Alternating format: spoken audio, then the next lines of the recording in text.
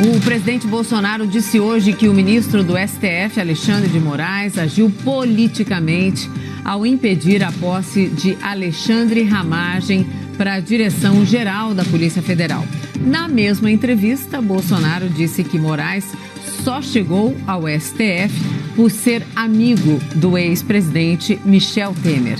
Eu e o presidente da República, nós temos formas bem distintas, de nos comunicarmos com o grande público, mas em relação à decisão liminar do ministro Alexandre de Moraes, essa pauta, o conteúdo da nossa crítica é muito similar. No meu comentário de ontem, eu procurei expor ao espectador o duplo padrão, os dois pesos e duas medidas que os ministros do STF apresentam em suas decisões. Então, a isenção que eles impõem a terceiros não vale para eles próprios.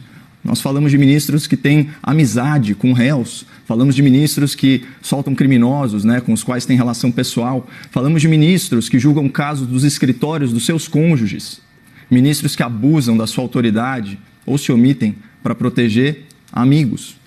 E é esse mesmo tribunal, ao que tudo indica, que vai inaugurar um novo tipo penal. O STF tornará ilegal a amizade com o presidente da República. E pior, ato contínuo tornará legal o julgamento de intenções, o juízo do futuro, a condenação por antecipação. Isso não é uma distopia do George Orwell, não é um blockbuster de Hollywood como Minority Report. É a elite judiciária nacional e é inaceitável.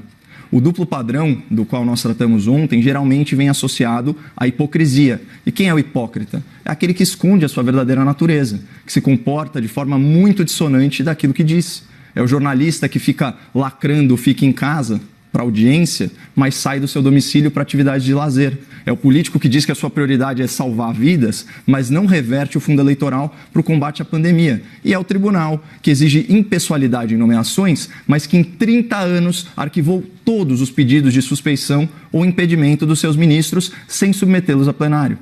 Mas como eu disse lá no começo, eu e o presidente nos comunicamos aí de uma forma bem diferente. E para escancarar a hipocrisia dessa decisão de barrar a indicação para a Polícia Federal, bastou ele questionar a trajetória do próprio ministro Alexandre de Moraes. Afinal, ele não é um homem de confiança do ex-presidente réu Michel Temer?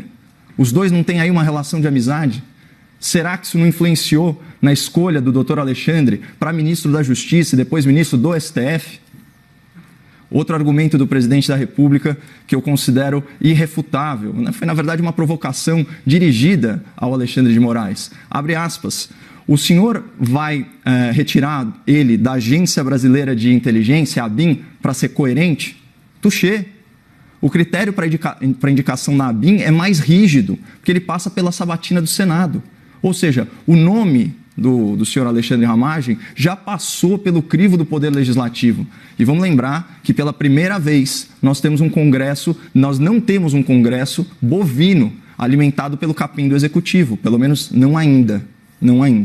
Isso me leva a outra fala do presidente Bolsonaro nessa coletiva. Ontem quase tivemos uma crise constitucional. Eu apelo a todos que respeitem a Constituição. Ao barrar um ato de competência exclusiva da Presidência da República, sem comprovar a natureza ilícita desse ato, o STF violou cláusula pétrea da Constituição ao desrespeitar a separação de poderes. E deve doer na alma do chefe do Executivo ter que se submeter a uma decisão flagrantemente ilegal de natureza claramente política. Só que, do ponto de vista institucional, ele fez a coisa certa, o presidente Jair Bolsonaro fez a coisa certa. E para fechar em um tom um pouco mais leve, eu queria destacar para o espectador uma última dura verdade que o Bolsonaro dirigiu aos ministros do STF. Vamos lembrar, ministros indicados por José Sarney, Fernando Collor, FHC, Lula e Dilma. Olha só a dura verdade do Jair Bolsonaro. Não é essa a forma de tratar um chefe do Executivo que não tem uma acusação de corrupção contra si.